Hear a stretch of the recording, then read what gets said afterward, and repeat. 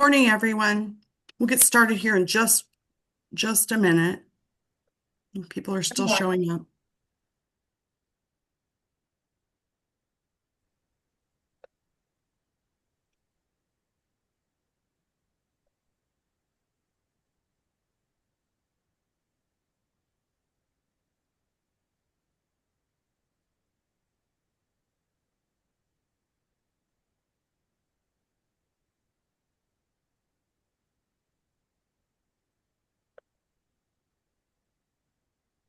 How's it looking, Drew? We ready? It's slowing down. I'll let them in as we keep going. Okay.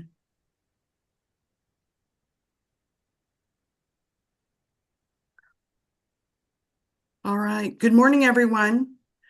I'm Debbie Driscoll, Executive Director for the Indiana Township Association, and with me is Andrew Durham, our Associate Director. And Drew is going to probably be talking more than me today. I hope he knows that. But the idea here is for us to come together in a collaborative way to think and talk about the SNAP benefits being at least stalled, if not distributed this month, and how we are um, dealing with that locally. A lot of people have questions as to what they can and can't do, what they should or shouldn't do, that kind of thing. And we're not here to tell you how to do it. We are here for everybody to talk about what they are doing to meet the need in their communities. But to get us rolling, I'm going to go through, and Drew, if you'll help me go through the document that we sent out the other day, hopefully to give you some guidance in this realm. And if you have questions, would you please kindly put them in the chat for now? We may open up microphones later. We'll see how this goes. But for now, if you could just put your questions in the chat where we can look those over and answer them for everyone, that would be great. So, Drew, you have any comments before we start? I think you covered it pretty much. Like she said, we'll try to open it up at the end to kind of have some discussion or collaboration on what you guys are doing in your communities. But most importantly, we just want to give you guys some information on what you could do. And so, appreciate that Drew put this document together the other day with some of the code sites so that you can see, what the expectations are of townships. Um, Overarching, I just want to say this is what we are built to do. We are designed as a unit of government to be able to react quickly to emergencies and to crises and to be nimble, to be able to move within the existing constructs and get things done that are of immediate need. Um, while I know that some of our colleagues that have reached out perhaps are avoiding facing this, I think all those on this call must not be in that position or you wouldn't be here. So that tells me that we've got a good amount of people, a good amount of trustees that are anxious to do what is best for their people. So on the screen, you can see Indiana Code 1225-2, which addresses the immediate and necessary relief for people. And I'm just going to read this. I'm not going to read everything in this document, but this really needs our attention. This requires township trustees to provide prompt and necessary relief to eligible residents in need. This forms the legal foundation for emergency assistance, including food vouchers or allotments when an individual or family has no other immediate means of obtaining food.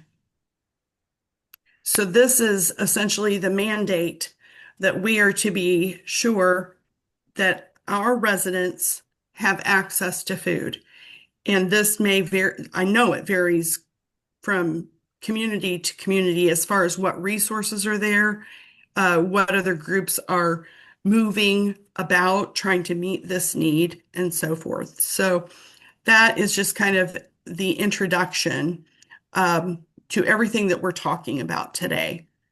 And here is a list of other Indiana codes that basically are giving us the authority um, for food relief. I'll give you a minute to look those over in case you have not seen those.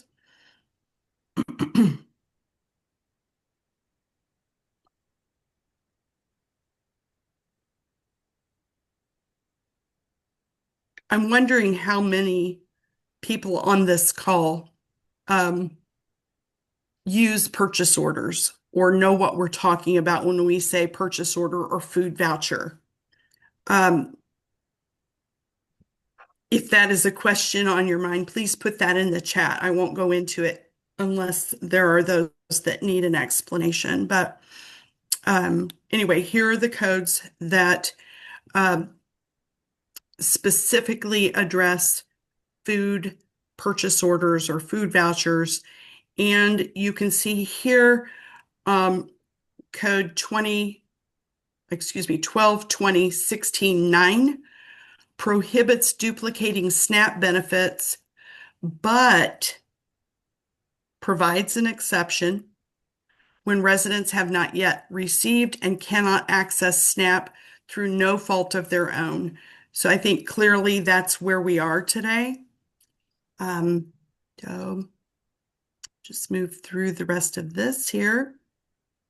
Here is the exception language that I think some of us have gotten a little hung up on because we know, most of us know that if a household is receiving SNAP benefits, that we can't duplicate that by also providing food. Um, uh, but again, if they have not received or they're unable to access those benefits through no fault of their own, then it falls to the township. Okay.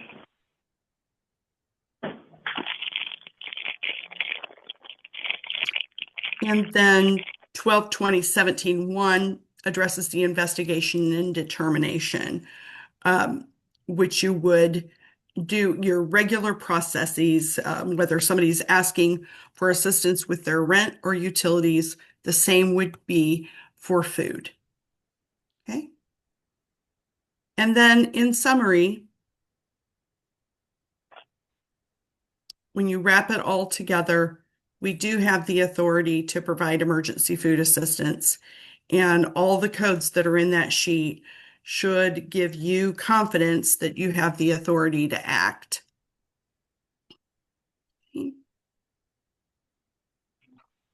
There. So that is the document that we sent out the other day. And I think we'll open it up now. It looks like, Drew, we have a lot of questions Yeah, already.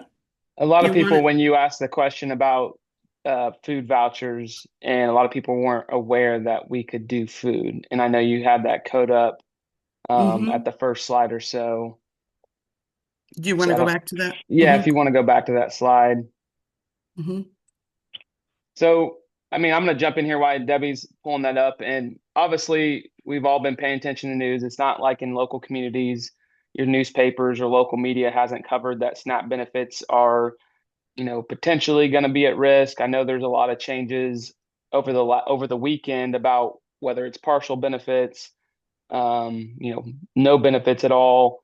And, from the last week or so, I've been trying to scramble to get information ready for everybody so that we could, one, get into November and see what it's going to be like. And two, if anything was going to change before we actually got to Monday. But I know some people said that they did do food vouchers. Obviously, the Indiana code listed there that townships are allowed to do food vouchers. That doesn't mean that every township does. I've seen some people say they refer to pantries, which is perfectly fine. Um, but I was talking with Debbie last week and saying, this is an opportunity, especially for townships where the resources are limited, to use food vouchers as a way to help clients. I don't think we're able to pull, completely fill the gap where, food stamps when they're missing, we can't fill that. I mean, Monica, I think she pulled up an FSSA statistic page where you can go check your county. In my own county, it's, $1.9 million monthly that they disperse in food stamps. And me being the bigger population of that county, I know I can't replace that kind of money, but we do have the ability to kind of look at the situation and hopefully that it'll resolve on its own and we can help in the interim. And that's usually the goal of townships, is help in the interim, not look at it and say, I can't afford this. I don't have the funds to do this. I've seen somebody mention they did a rainy day. They're going to take funds out of their rainy day to be able to prepare for this. But we wanted you guys to ultimately know of different ways that we can do food stamps in an emergency situation. And then, like Debbie said, typically we can't replicate or duplicate what people would receive in food stamps. But with a situation where they're getting either nothing or reduced or delayed, that's where I think it would be an opportune time for trustees to step in and help with food stamps. I think there's not going to be really a playbook for us to follow because, even in the Indiana code, it's going to be hard to interpret this situation. Government shutdown is not listed, but it is not no fault to the client that they're not receiving their food stamps. So, I've asked other trustees, what are you doing in your communities for my own reference in Howard County and Kokomo, Indiana, but also so that I can pass those messages around. I know not everybody, but a lot of the townships in Indiana have some sort of food pantry or partnership with a local food pantry, and that's 100, that's fine too. But if people want to apply for food vouchers, I want to prepare you guys to how. I'm just going to say my example of how we're going to treat it in Center Township in Howard County. And that way you could say, well, that makes sense. Maybe I'll do that. You may get an influx of people. We may not get anybody. I would be thankful if it got resolved. But with the situation, I'd rather be prepared than to have somebody come, to our office and start asking, I need help with food, and we have no resources to help them. So we do have the ability. I do think it makes us flexible. I'm sorry, I'm reading questions as they're going through.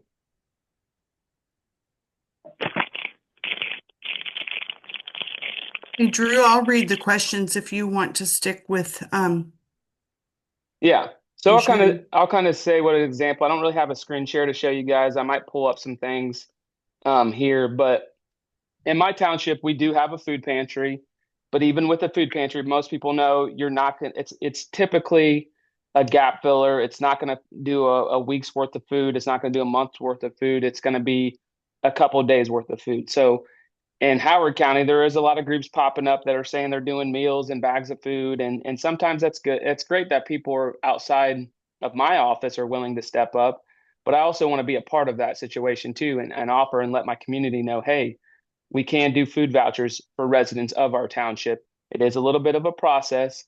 We're kind of working through it with my caseworkers on how we will address that need as it comes, as our need for township assistance has already been high. How do you balance that with food vouchers?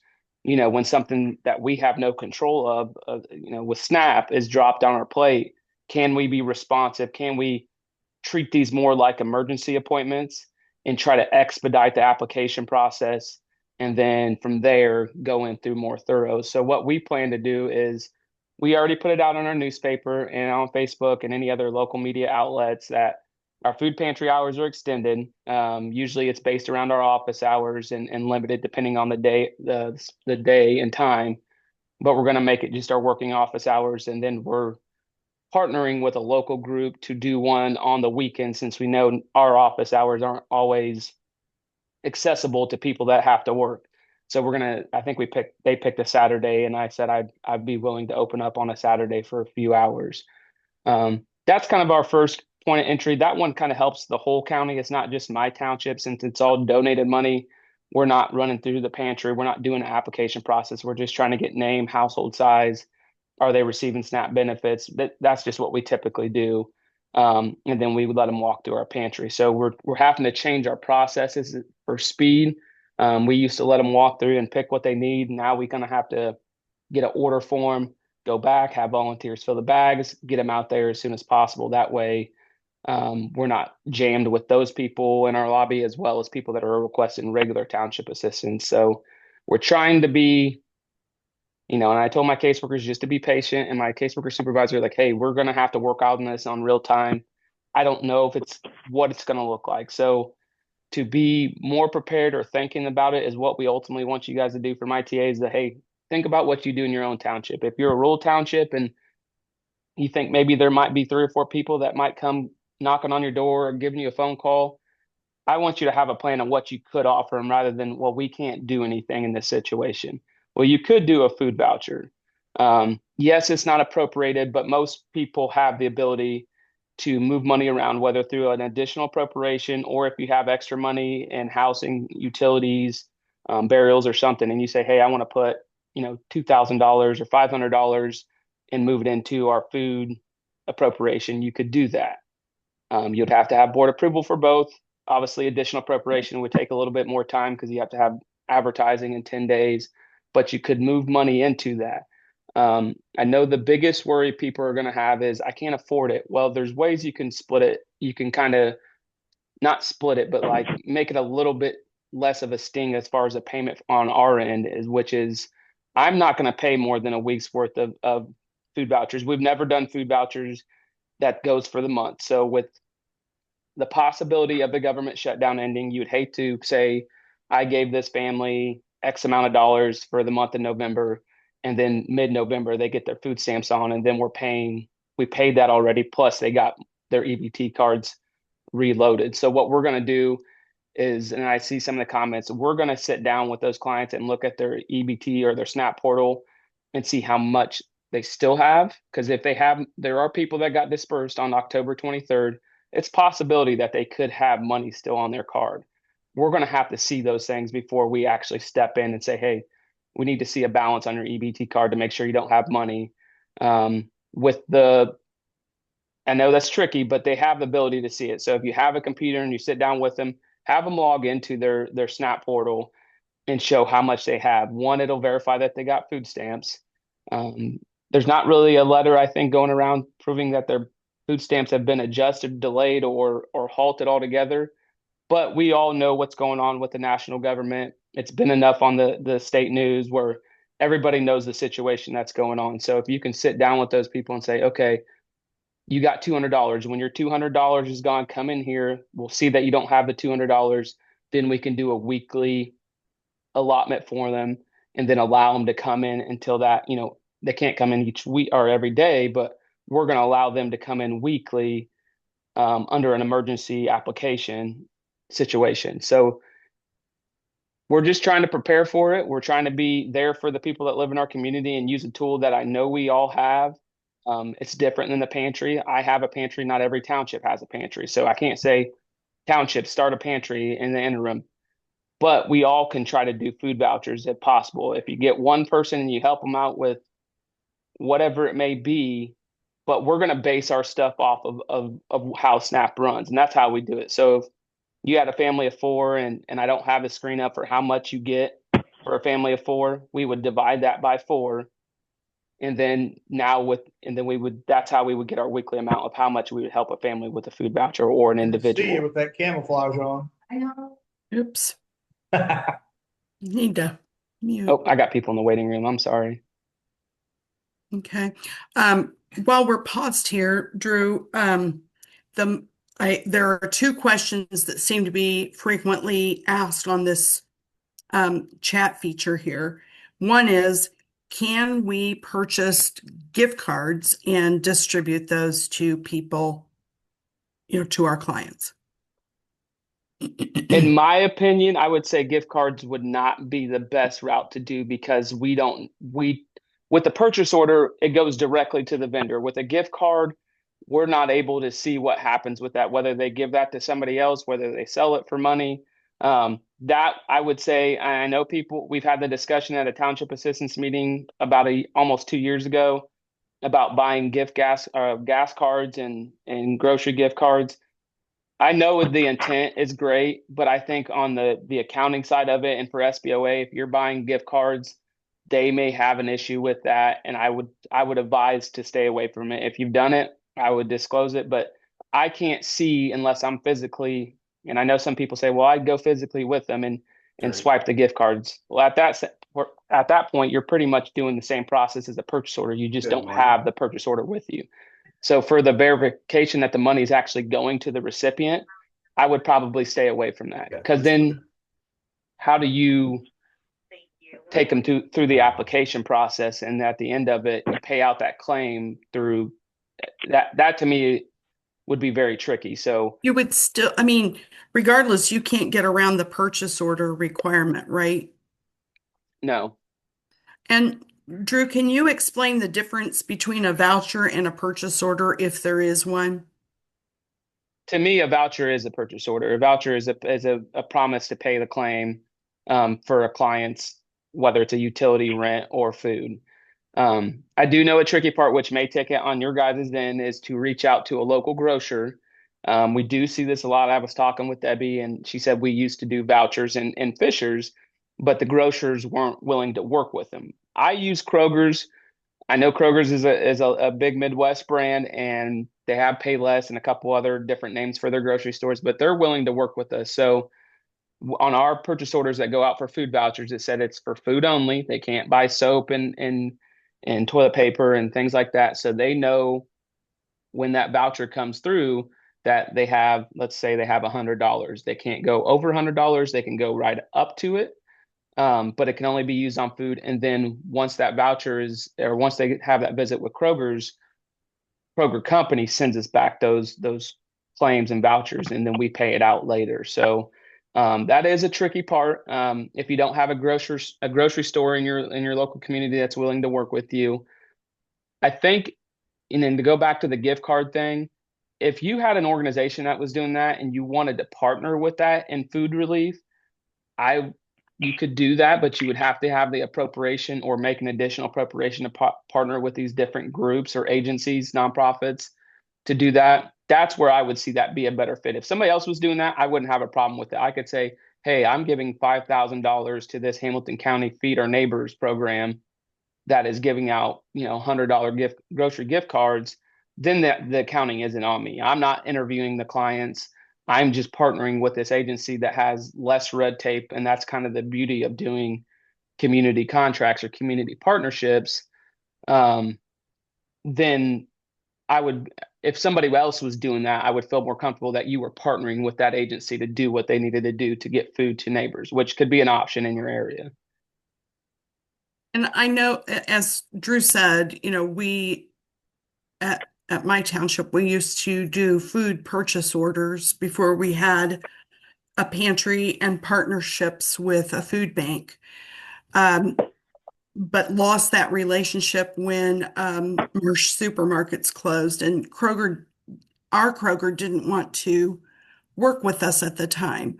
Um, so really, it's going to be community by community trying to find um, a vendor that will work with you. It's the same idea as a landlord.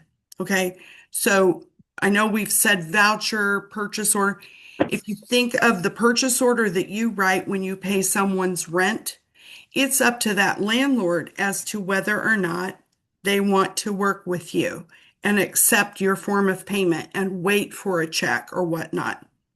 So this is the same deal. You would be going to try to set up a relationship with a new vendor, and you would be writing purchase orders just as you do for other assistants.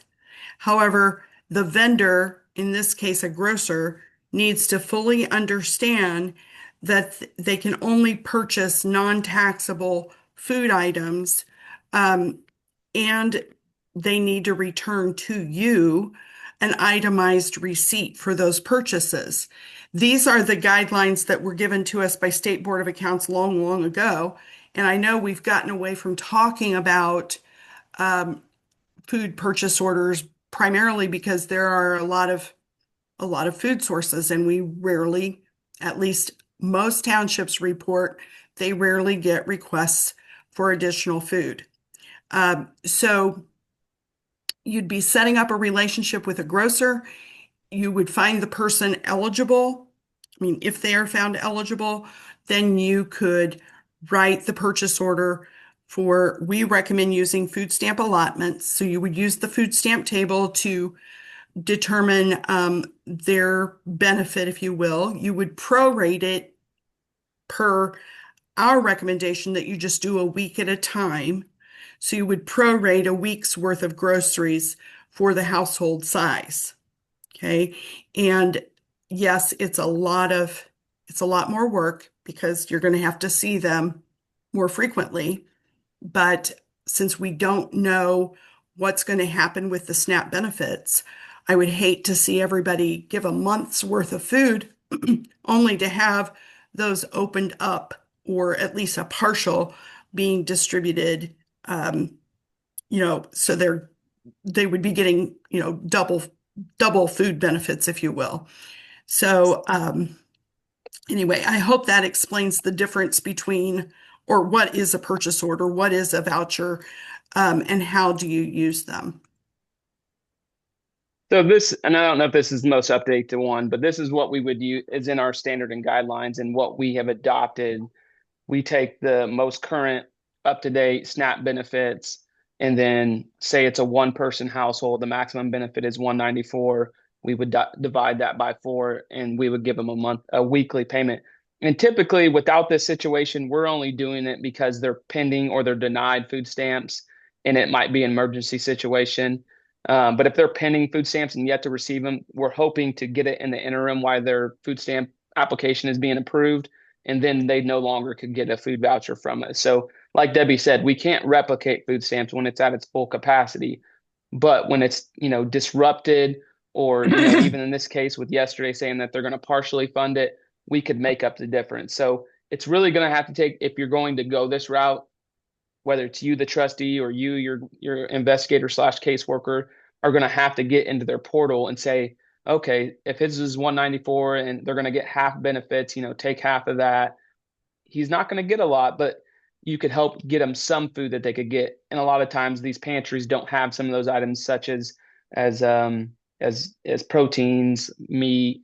Some are more blessed and they do have frozen meat and things like that, but sometimes they don't. So it would just be a way for you to assist these clients and still use some of the referrals that you have. If you got food pantry, say, hey, you can go to this food pantry here. I can help you with the food voucher to get you a little bit there, and say, hey, you can come in on a weekly basis and we can look at the situation. Um, and that way we can help in the interim kind of get them something that will help them in the long run, because that's the ultimate goal, is try to help these people that aren't going to have food. If you don't have the ability to have a food pantry, you do have the ability to do something. And with the way that the state comes after us constantly about how we're not needed, even what they may think, this is what ultimately is the best thing about townships, is that we do have a lot of flexibility. It's just people don't know it. And even our own people sometimes don't know that they can do this. So that's where we're trying to get that information out to you. Like, hey, you may not have this, but you do have the ability to do this. Mhm. And how long is it going to last? It could be a week. It could be the whole month. I don't know. I don't think any of us know what to tell you exactly what it's going to be like. We hope it gets resolved faster and they didn't need our help that much or at all.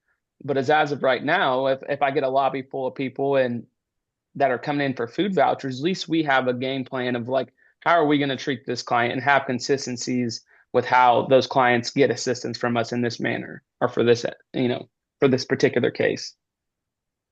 Hey, Drew, someone with the name of Roche made a comment Hi. here with a question, and it's got me very curious. Hmm.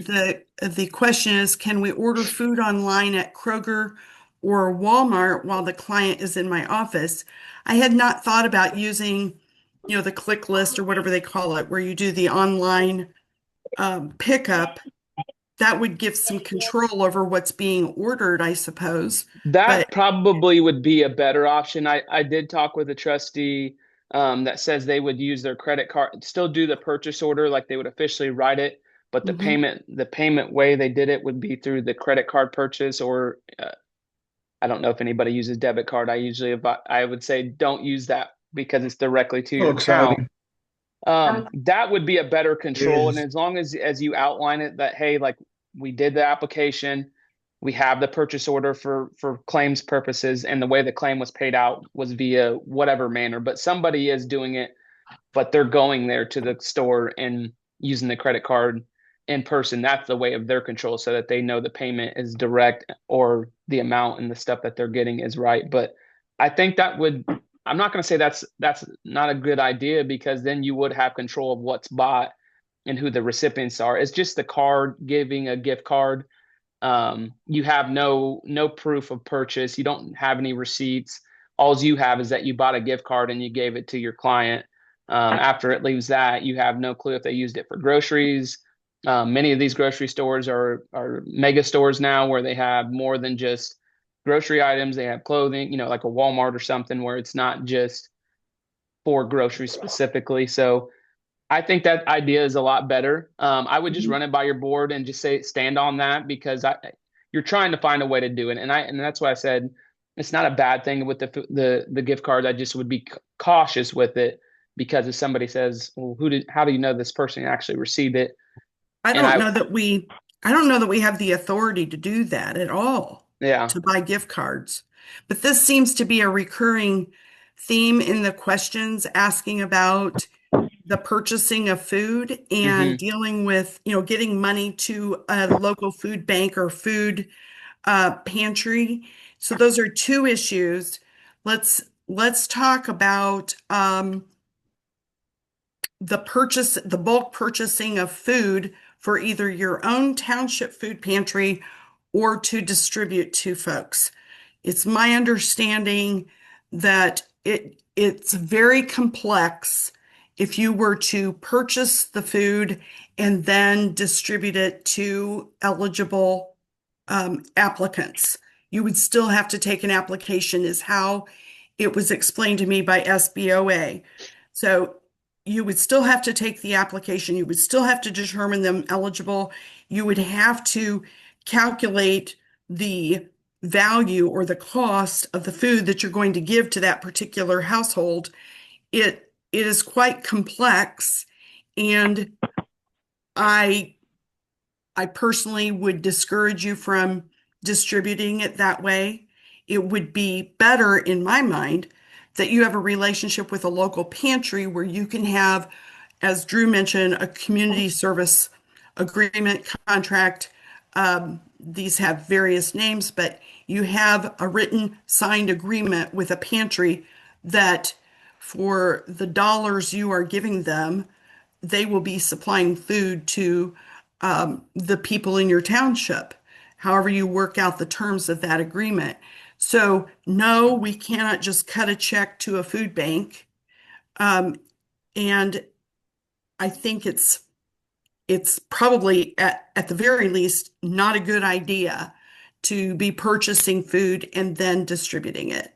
Drew, do you agree or disagree or want to if expand on if you that? were going to do the application process, I would stay away from it. We used to do non-food orders, like a soap order in our office, and we would buy the supplies, but it became so cumbersome for a client to come in to get rolls of toilet paper and shampoo that we just tried to refer them to other places that do it because the application process, as we know, isn't the swiftest thing. So in an emergency situation, yes, we can do it quicker. But on a normal basis, does somebody want to come in here for an intake and an appointment for a couple rolls of toilet paper, laundry detergent, and dish soap? No. So we kind of stopped doing that the way we used to. Um, I think if you're going to if you want to say you don't have a food pantry in your area and you don't have any don't have one at your office and you wanted to give food out, if you were going to do it that way, and I can't say that this is the best way, you would just have to do it and not put it part of your application process. Just say you had, you know, you want to make 300 meal kits for your township residents. Then you just buy 300, make 300 meal kits. Because we give a food giveaway that we used to purchase. Now it's donated through a couple partners where we had a food giveaway and we purchased the food from food finders and then we have an event where that food was given away as an event. But it's not you're coming and filling an application from it. It was more of a it's more sponsored by the township. It was at our office, and we're doing a mobile food truck or a food bank is bringing some pallets, and we're giving food away that way. If you don't have the appropriation to do that, that's where it's going to get tricky. That's where you need to get your board involved, have an additional appropriation, and then disclose what the purpose of that money or that appropriation is for. Okay. See And I would here. stay away from using township assistance money if you're going to just blanketly just give it out Right. without any strings, because that's where the SBA would say, well, you can't give out township assistance funds without the application process. So if you had money in your rainy day fund or your general fund and you want to say, SNAP, you know, November 2025, I don't know what you want to call it, and put $500 in there and let the board know, hey, I'm going to do this. I would think if you went through all those processes, you could stand on it with the SBOA and say, hey, we did this in the interim. We didn't have any resources. We wanted to do something while it was out there.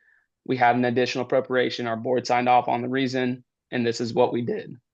The Hmm. food vouchers, we have a lot of Indiana code to stand on and procedures of what Hmm. we can do. The ordering of the food, I think that's a way better idea than gift cards. Some people said, well, they can't establish relationships with the local grocers, so they do something like an Instacart or go out there and actually pay physically with their credit card. Kind of like treat bus tickets. We don't have a bus ticket voucher that we have to go. We make the voucher and we take the voucher with the credit card at the same time, have the bus ticket place sign off on it, and we pay it with the credit card immediately because that's the only way they'll accept payment. So we do that for other things, but I've not done it with food because we do have a relationship with Kroger. Okay. Couple of things here. First of all, I'm not where I can do it right now, but is there anyone out there that has the approved 4-page application that can post it here for everybody? Um, if not, I'll have to figure out how to get that distributed after this meeting. But if somebody can post that, that would be helpful. Now, um, someone said here, that they're a small township. Please talk about how a small township can do these things. And I'm not sure. I'm having trouble understanding how it would be different for a small operation versus a large, in that the processes are the same. You still have to determine someone's eligibility, no matter what size office you are. You would still need to have that in your standards as far as what benefits they might be eligible for. And um, if you have no food banks, you have no food pantries in your township, you certainly may put out the call, use social media or whatever, that you are receiving food and distributing, and allow the donations to take place if no one else in your community or your township is doing that. It doesn't matter what size township you are, you can um, you can collect and distribute food. Drew, that's the old application. Yeah, That's the 10-page. Sorry. I don't have the 4-page. We went back to using the I'm old one. guessing somebody on here has it and can post it, but um, so yes, if you're buying food from your local food bank and just distributing it, um, I don't see a way that you can do that unless you have some sort of contract or program through your township fund. Um, Drew, do you see any way that people can buy food and give it out? I know you mentioned doing this one deal. I have always been told that by SBOA that we must use a purchase order written for the specific client in order to expend funds for them. And that if we purchase food, we still have to take an application. And as I explained earlier, that can be quite complex. Yeah, I would hate to give the wrong answer. I mean, I'm not an attorney, so I'm not going to answer that. But I would say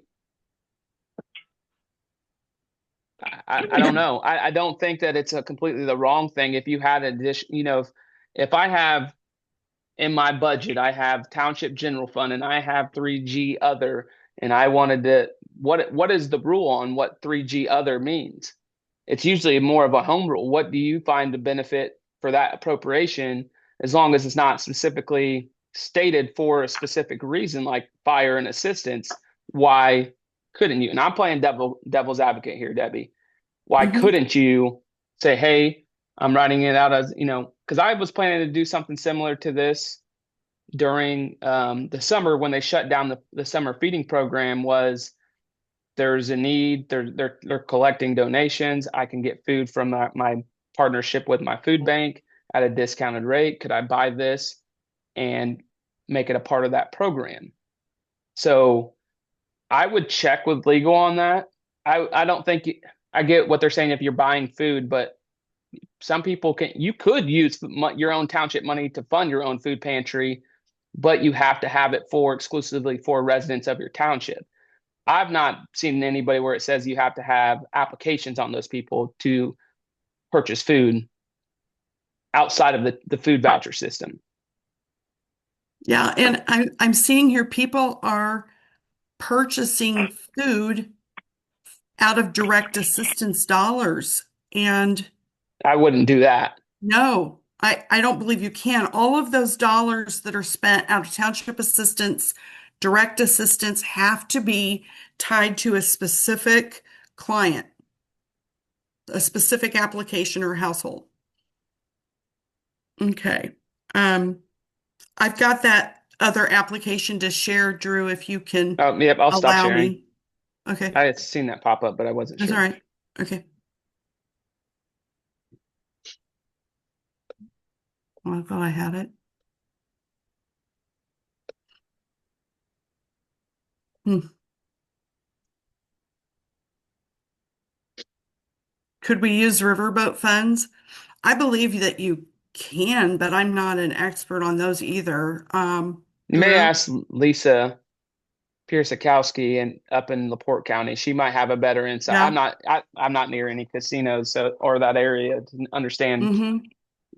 what you could use those for. But I know Lisa, I think she does receive some of those people in Northwest Indiana might be able to answer that a little bit. If there's anybody on here from Northwest Indiana that or any parts of the state that gets riverboat funds, if you could chime in on that question.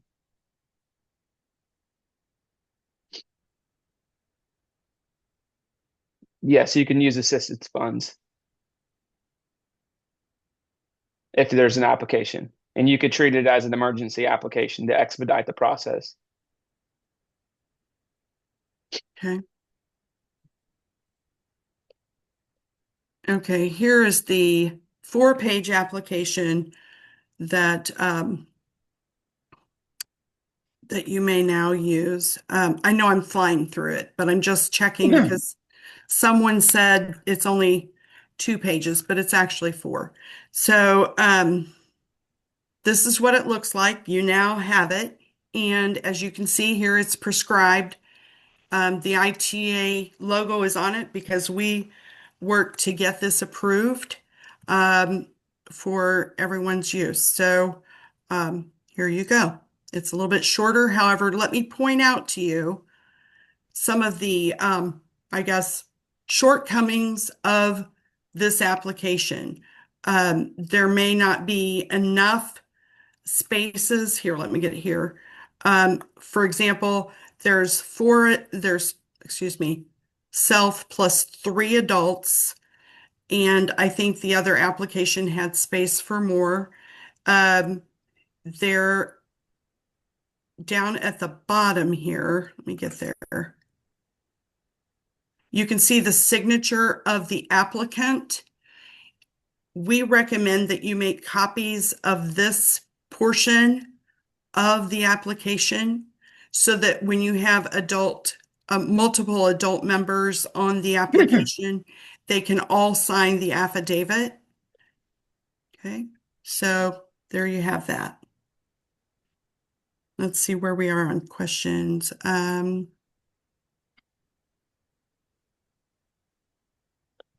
like to go back to the question on trying to give guidance to townships that are smaller, or, less populated townships.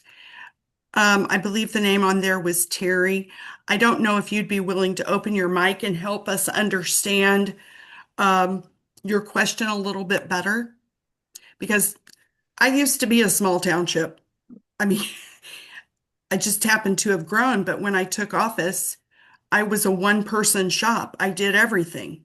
And I didn't have a clerk or whatnot. So these things are in my head from doing it as a small township. And so I'm not sure where the disconnect is. And so if you could possibly open your mic and help us understand, that would be helpful. Can you hear me? Yes, Terry. Hey, good morning. Thanks for all this information. I appreciate it. I just think of the small townships. We don't have purchase orders. We don't use purchase orders, as far as the documentation and, the paperwork that's got to be filled out. We have chosen a board decision, not to have credit cards because of the concerns, the overhead there.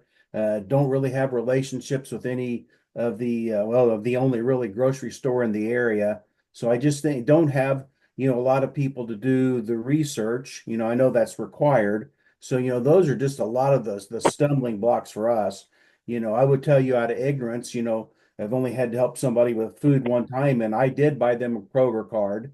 And I may rue the day, I guess, but I was told by Kroger that they could only use that card on food, sort of like the things that you're talking about. But those are just kind of some of the barriers in the work that I think, maybe a lot of us have to go through and many many times over. So I guess maybe I was just looking for some bluebird to land with the magical solution or something simple that all the smaller departments could do. So I hope I explained that well there. Okay. Okay. Yeah, that was helpful to hear your perspective, Terry.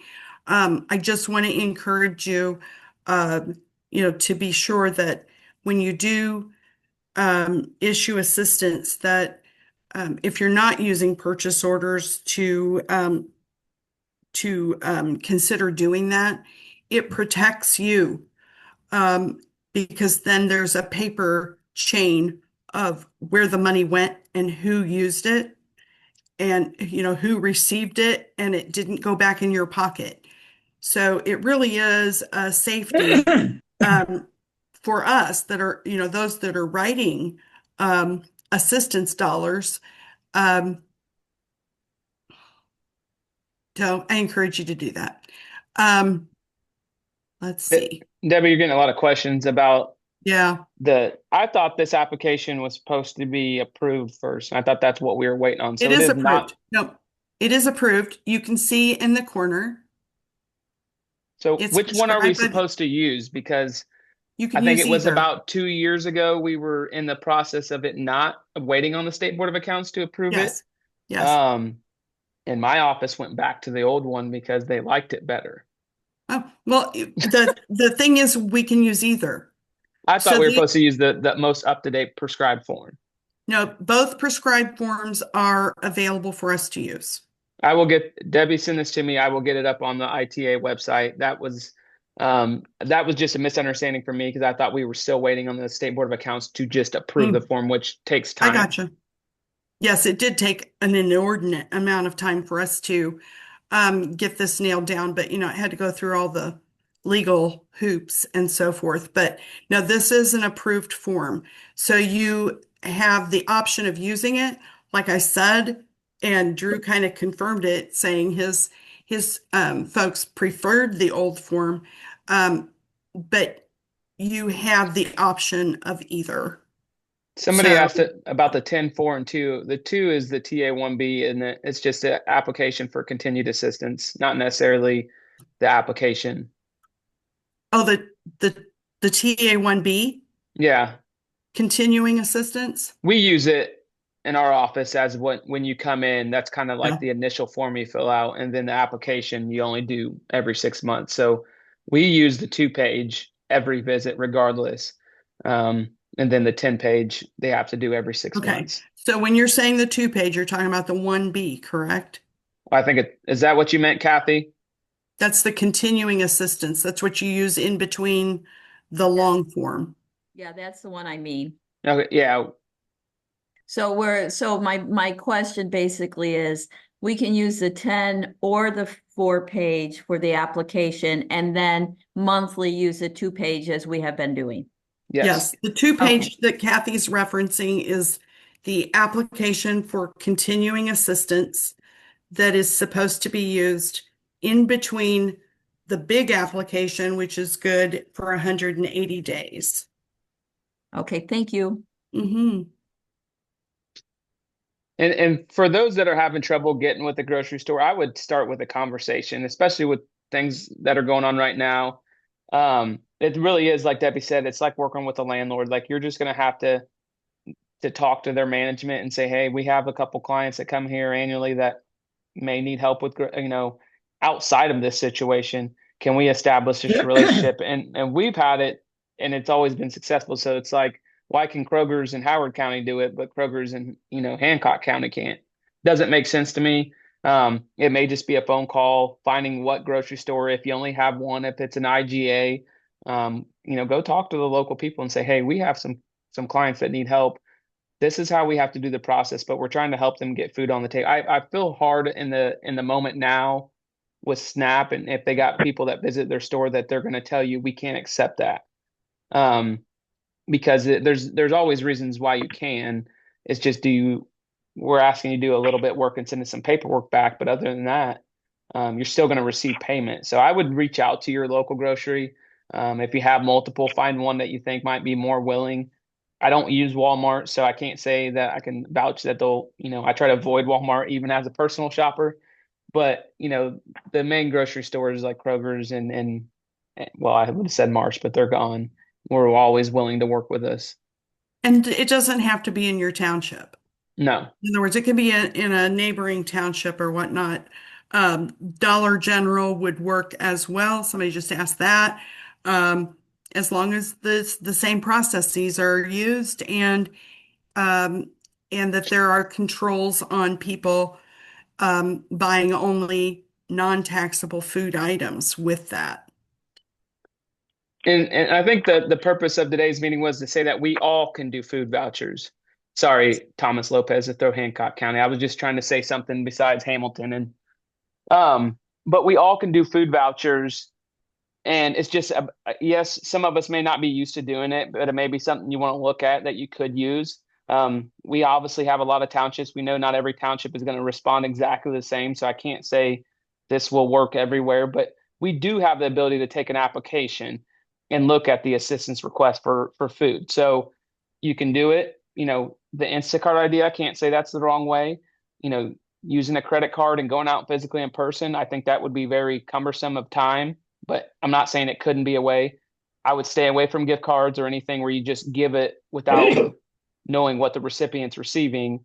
But I think, you can do this this purchase order, this typical, treat it like rent or utilities, and just say, hey, if you're having issues with food stamps, let me start the application process. And if you have some hangups with it and you have a client and you're smaller and you say, hey, I got one person here, I'm trying to help out, call me or Debbie and you can call my office, and I'll, and here in Kokomo, and our caseworkers are always willing to help people walk through situations so that they can figure out how to do it on a in-depth conversation with the client. So I wouldn't turn anybody away if they make a request. I would, if you're really stumped on it, I would reach out to us, reach out to neighboring trustees and see what they're doing. That's what I did as a trustee. I looked to Fort Wayne and South Bend and said, hey, what are you guys doing? And they had food pantries, and that's great if you got one, but if you don't, this is really the best wheelhouse and the safest wheelhouse as a trustee to use to be able to help your neighbors in a time of crisis. Um, the question was, how do those that have pantries, basically stock them if you're not buying the food donations, and you can take monetary donations. In fact, that's the place where gift cards comes into play.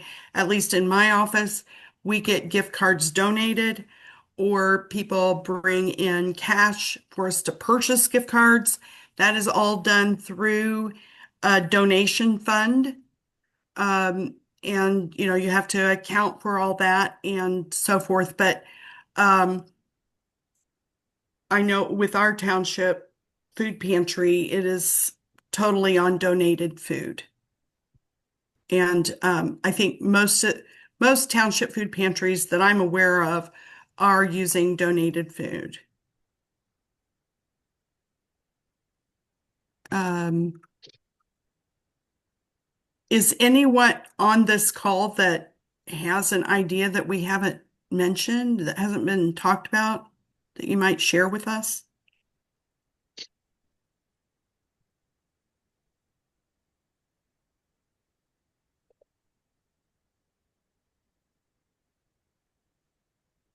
What if I'm having deer donated and paying for the processing?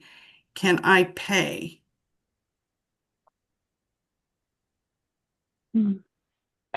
Yeah, I don't know. Do you have a food pantry already?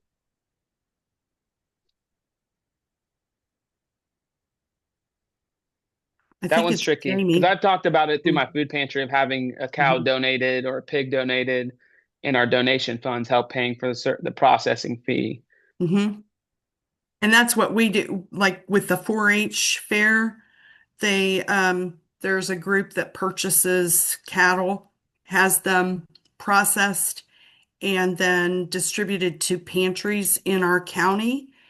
And our participation in that is a community service agreement with the group that is doing this work, where we pay them so much, for the year. And when that meat is processed and becomes available, they distribute it to us. So, um, and then it goes in our pantry.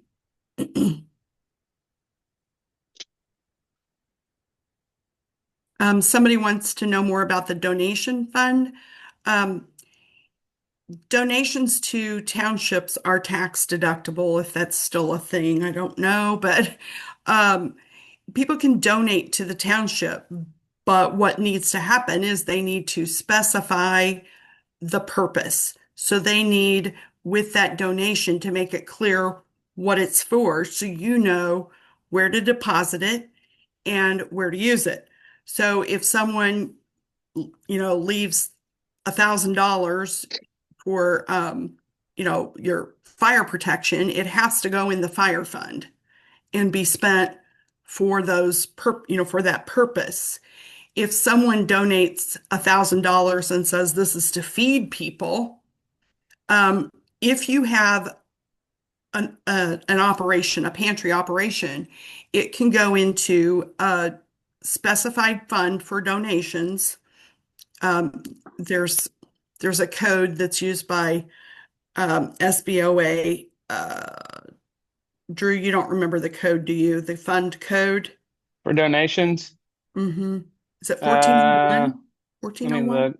I don't know. Anyway, you would put those donated funds into that specified fund, and you would keep documentation to show how you have used those donated funds so you can account for those. Um, the extent of audit on the donated funds is my understanding, and at least my experience has been they will look to see that they were placed in the correct fund for the purpose that was stated by the donor. Okay, so they're donating for food. You set up the fund, a 1401 fund, and then from that fund, you can purchase food for your food pantry or to distribute or to buy gift cards, those kinds of things. But that's totally separate than using tax dollars.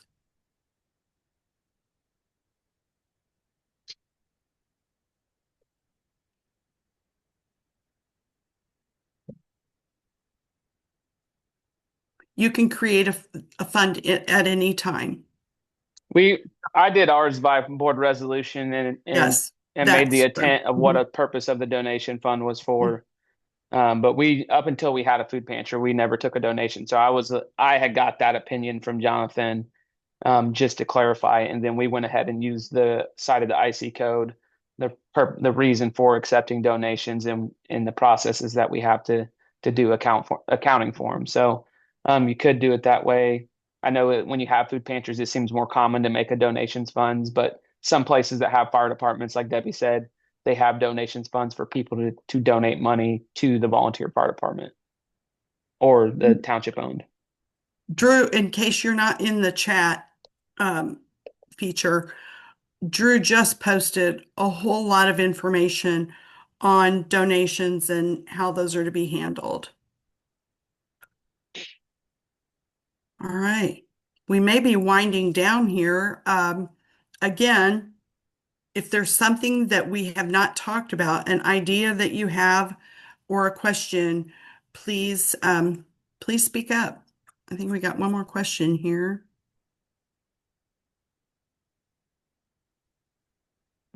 I'll read it, Debbie. I want to clarify. We Okay. can do an agreement with a local food pantry, take applications, issue a voucher for that food pantry. If you're doing a partnership with that food pantry, you don't have to do applications in that instance. It's only if you're going to do direct assistance.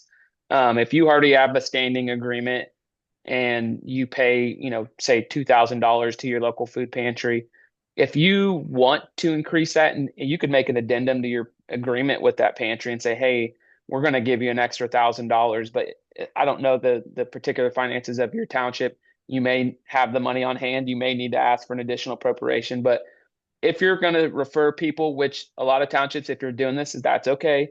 They may be more equipped in your office to handle the situation. You can partner with local food pantries and refer your clients to those in the interim.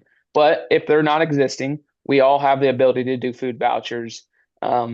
If you think those pantries aren't going to suffice, and if the pantries run out of food that you're partnering with, it would be nice to have the ability to be able to issue a food voucher for that client, since there is no agency out there helping them. But if you're going to refer them to them, you don't need to take the application on them at that point.